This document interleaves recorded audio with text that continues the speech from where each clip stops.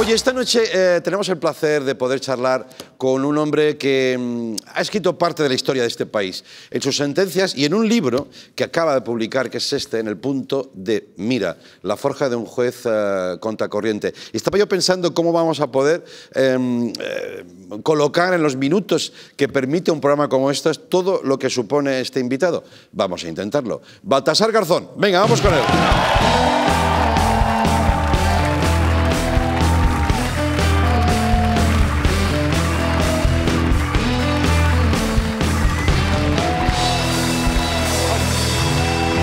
Bienvenido. Gracias por venir. Lo primero, buenas noches. Buenas noches. ¿Le puedo tutear? Sí, claro. Es que nunca he tuteado a un juez. ¿Tuiteado o tuteado? No, ni tuiteado ni tuteado. No, no. Digo, es legal, no pasa nada, ¿no? Sí, no, hay algunos que se enfadan si les tutean en declaraciones, pero a mí no me molestaba. Vale, perfecto. Pues oye, no es ninguna tontería, porque alguna vez en alguna entrevista, que nosotros usamos siempre el tuteo. Aquí el juzgado soy yo. ¿Quiere que...? Estoy más bajito. Bueno, sí, es que ahora aquí el que imparte justicia soy yo. Claro. Sí. Que va. No imparto nada, cada vez imparto menos. Lo que soy es un privilegiado, creo que todos, de poder recibir a gente, aunque sea un ratito, que tiene muchas cosas que contar. Como por ejemplo usted, con un libro donde por fin se queda a gusto, digamos, si es que este término le gusta, te gusta, ¿no? No, bueno, he puesto parte de mi vida profesional, sobre todo la que se concentra entre la entrada en la Audiencia Nacional, el año 88, hasta la salida. Hasta la salida, pues llamarlo así, ¿no? Bueno, sí, hasta la salida. Sí, una salida forzada, pero una salida. Es una salida. Bueno, el único juicio al franquismo ha sido el tuyo, por juzgar el franquismo, y te suspendieron. Sí, ¿Esto sigue siendo una anomalía en este país? Es una paradoja, cuando menos, y avergüenza un poco como país, ¿no? Sí, ¿eh? Porque si después de tantos años, más de 80 años todavía, no hemos sido capaces de enfocar esa parte de nuestra vida y más de 130.000 víctimas desaparecidas. Somos el segundo país del mundo después de Camboya en desaparecidos. Sí. Y no hay ninguna respuesta desde la justicia, y las que ha habido se han silenciado de la forma tan brusca y brutal como se hicieron, pues no es para estar orgullosos como país, ¿no? Y siempre seguimos todavía categorizando a las víctimas, y eso es malo. ¿Y has encontrado alguna especie de explicación, ni que sea casi sociológica, ¿no? ¿Por qué no queremos ponernos en paz con nosotros mismos, ¿no? Bueno, es un caso paradójico y casi, no voy a decir único, pero casi, ¿no? Porque también acontece con el tema del genocidio de Armenia, de armenio y Turquía, el antiguo Imperio Otomano, ¿no? Sí. Pero en España es que yo creo que todavía hay muchas dosis de franquismo que no se han superado. Hemos tenido ejemplos en estos días en que algún representante del Partido Popular ha sido condecorado o premiado por la Fundación Francisco Franco, ¿no? Parece que en un país democrático que exista una fundación de exaltación al fascismo y al franquismo es incomprensible en un esquema democrático europeo, ¿no? Entonces hay todavía una rémora importante que es consecuencia de que no ha habido un abordamiento y un reconocimiento de esa memoria histórica, y que todavía veamos a personas de 80, 90 años pidiendo justicia, ¿no?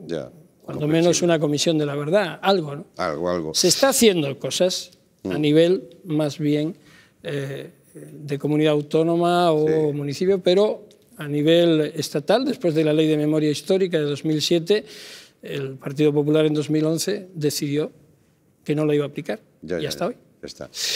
Leyendo tu libro, pensábamos el equipo cómo el gobierno de González cae por culpa de la corrupción, el uso de fondos reservados, bueno, precipita al final, ¿no?, de González. Mientras que el PP de Rajoy, tras la Gürtel y otros casos muy sonados de permanente actualidad ahora mismo, sigue ahí. ¿Cómo se puede explicar eso?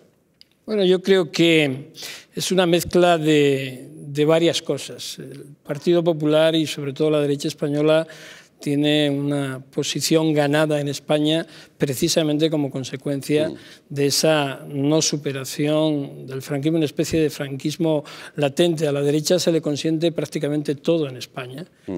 Si hay corrupción, es más la corrupción más mala la de la izquierda que la de la derecha.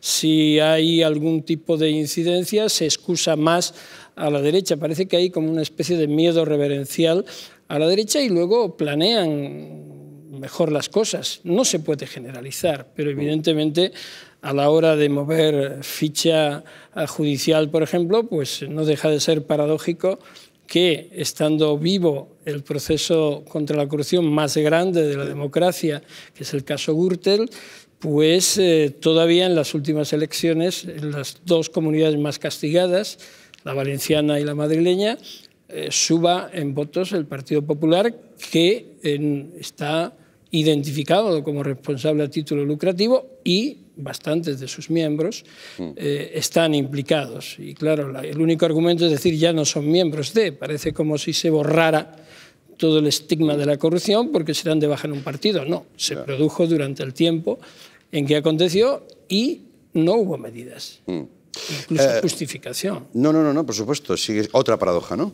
Leyendo el libro, bueno, entramos a fondo en esos años profesionales como comentas, que tenemos todos el recuerdo de, son muy intensos, sometidos a una presión muy fuerte, pero nos ha gustado comprobar cómo ilustras con viñetas humorísticas, casi como entremeses, ¿no? como bombonas de oxígeno, y eso, al menos a los de la comedia, nos hace felices, ¿no? O sea, no, estabas muy agobiado, pero tenías tiempo para relajarte. Sí, lo que ocurre es que a mí me gusta coleccionar cosas, ¿no? Sí. Escasamente termino alguna colección, pero alguna he terminado. Y las viñetas, llegué a tener una colección, y sigo todavía, de casi 1000 viñetas, ¿no? A lo largo de veintitantos años, da mucho de sí, y la incidencia de los casos tan relevantes en los que he podido participar generaban esa dinámica de viñetas, de chistes, de cuentos, de humor, a veces humor durísimo, ¿no? Y a mí siempre me llamó la atención porque en una viñeta, en 4 trazos, te recogen miles de páginas de una causa sumarial, ¿no? Y te identifican lo bueno y lo malo.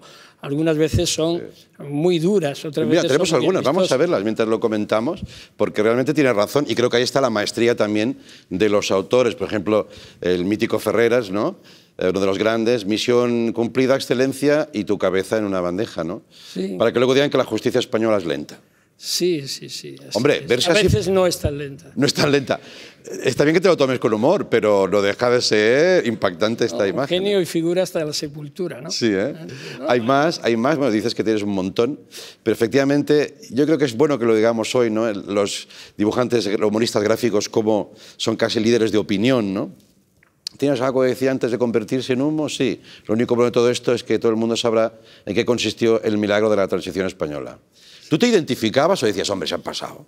No, yo creo que sí. De alguna forma todas tienen un componente de realidad, incluso más real que lo que está aconteciendo, insisto, ¿no? Porque sí, el milagro de la transición española lo identifica, entre comillas, ¿no?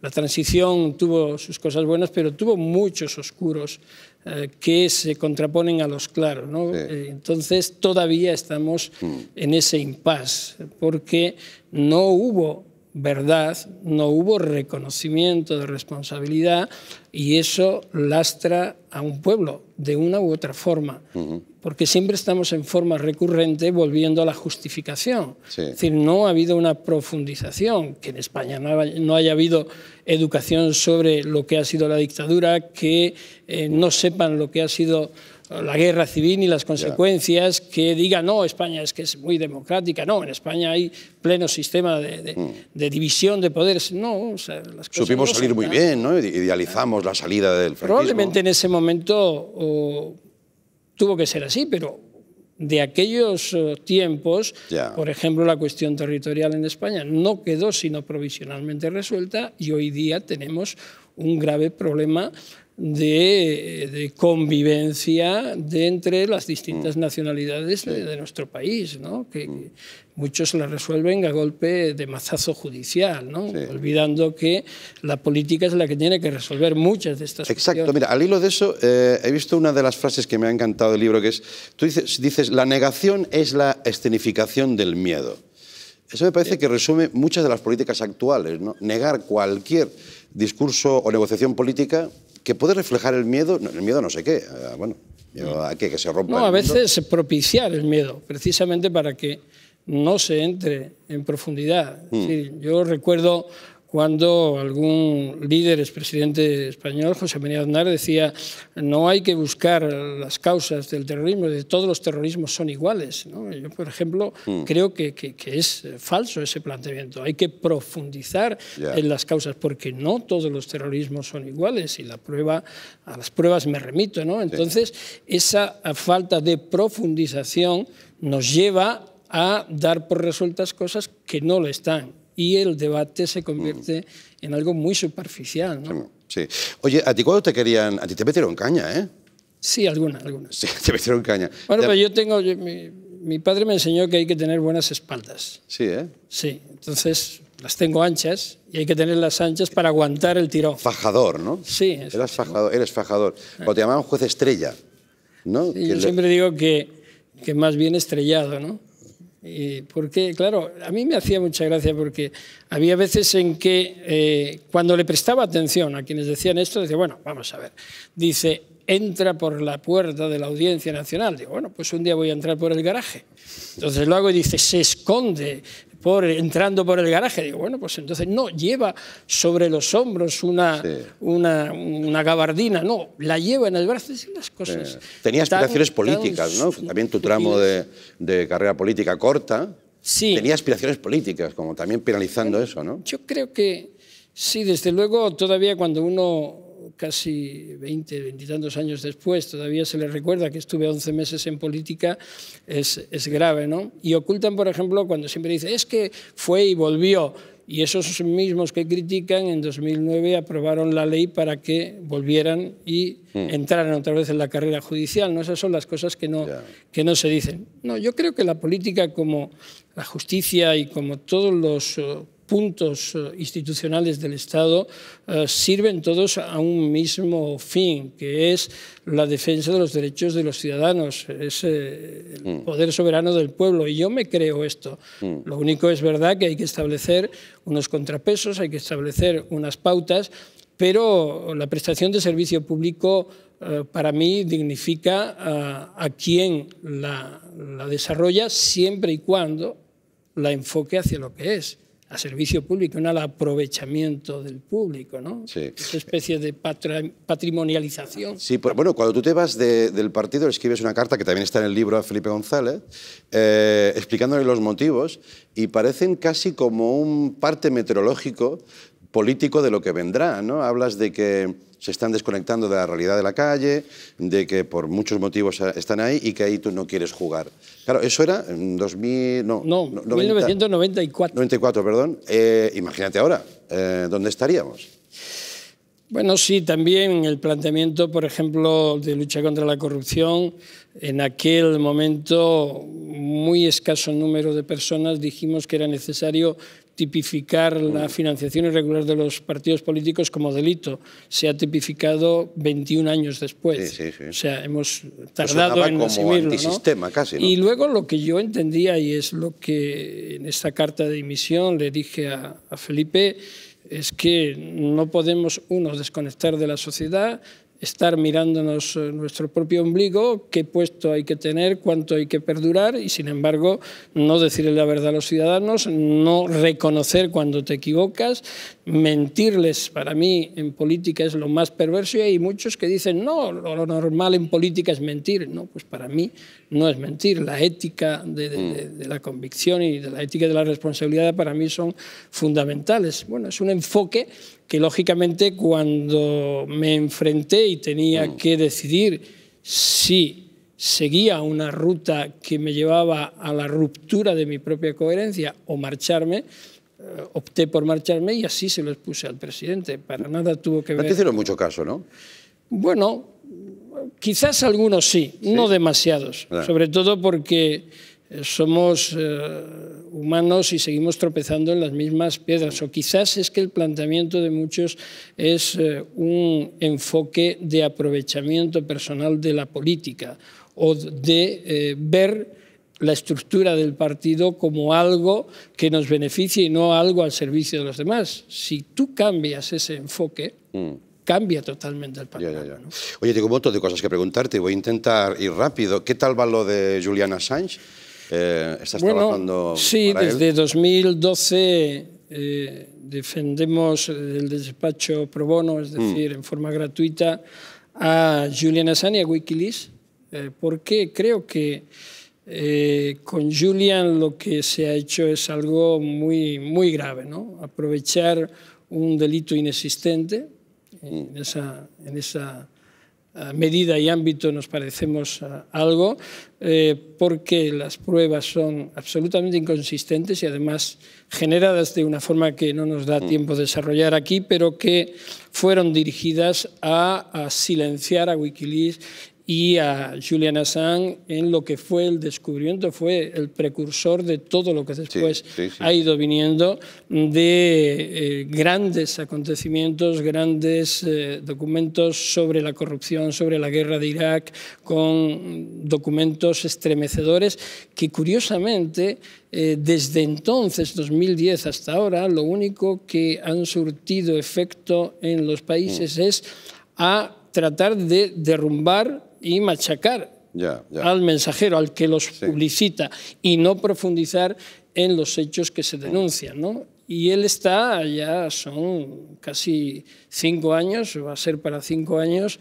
en la Embajada de Ecuador en Londres, en unas condiciones muy paupérrimas y muy peligrosas para su propia integridad psicológica, física. No puede salir al médico, no le autorizan a salir.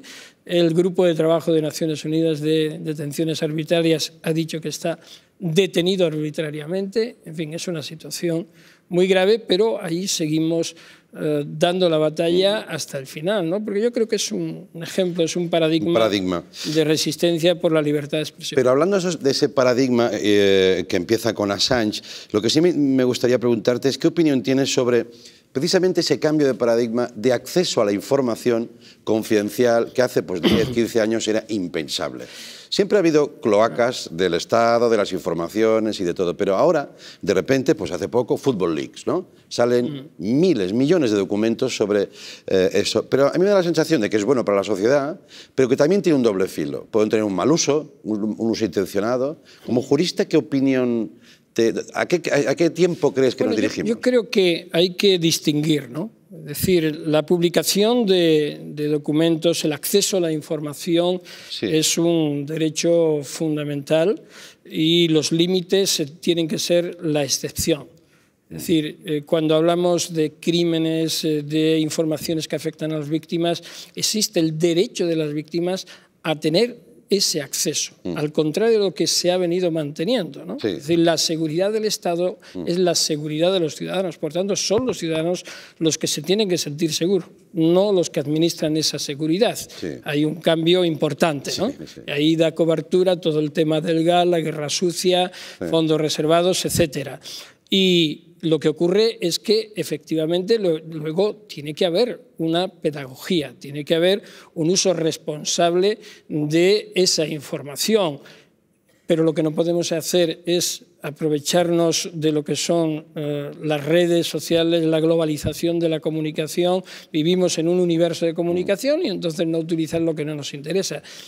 La expansión de la comunicación es algo imparable. Por tanto, tenemos que aprender a convivir y hacer un uso responsable de esa información. Por ejemplo, el derecho al olvido dentro de Internet era algo que no se había planteado. Bueno, ahora ya está produciéndose una jurisprudencia consolidada, es decir, ustedes tienen que quitar esto cuando es falso.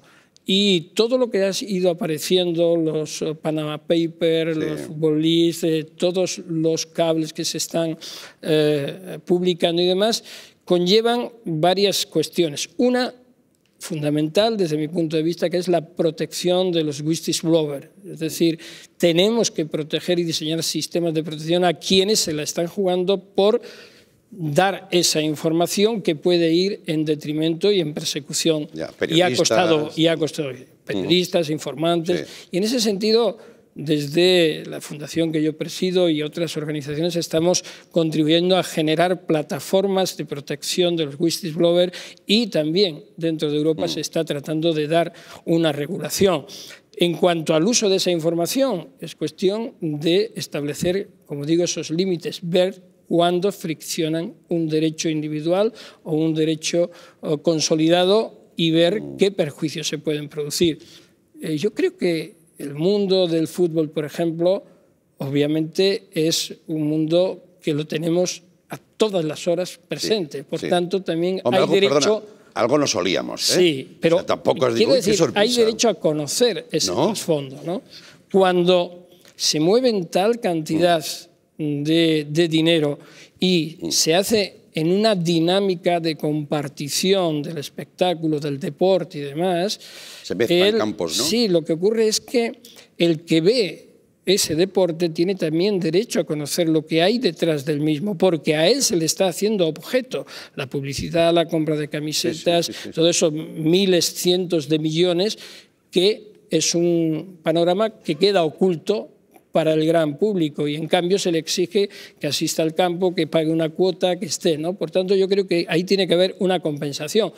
Y luego es que es el uso responsable. En España, que te citen como investigado en una investigación judicial ya es un estigma de condena. Y esa es una cuestión de educación y de valores y de respeto de los derechos. No.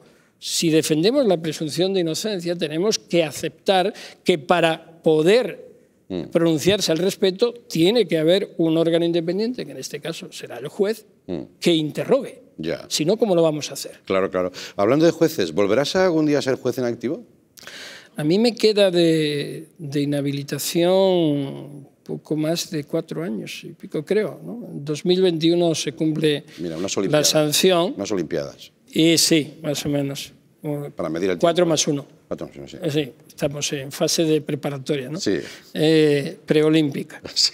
Y bueno, mi intención sí es volver. Después no sé lo que haré, ¿no? Porque ya me va a agarrar con un poquito ya crecido, ¿no?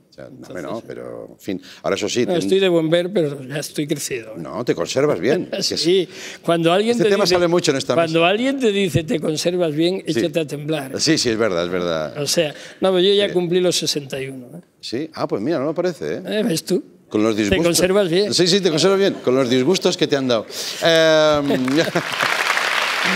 Bueno. En fin, ha pasado lo que me temía. Llevamos muchos minutos de entrevista y sensaciones de que hemos surfeado por los grandes temas, pero algo hemos hecho. Así que muchas gracias por venir, mucha fuerza en todos los casos y en la pasión, porque al final también en vuestro oficio, aunque parezca tan frío, tan sometido a leyes, a grandes informes, hay algo de pasión, o mucho de pasión, ¿no? No, hay mucho, ¿no? Y sobre todo mucho de convicción. Convicción. Y tener muy claro cuál es el objetivo. Mi gran impulso siempre, y lo he dicho reiteradísimas veces, ha sido la lucha por las víctimas, ¿no? Sí. Son la enseñanza que he recibido, el beneficio que he recibido es inconmensurable. Por eso nunca entenderán quienes atacan y creen que te afectan que hay una base tan sólida que te da fuerza para seguir peleando por aquello en lo que crees. Y ese es el mensaje que yo quiero dar con esta experiencia. Baltasar Garzón, en el punto de mira. Hoy el punto de mira era Movistar Cero. Muchas gracias por venir. Gracias. Adiós, encantado.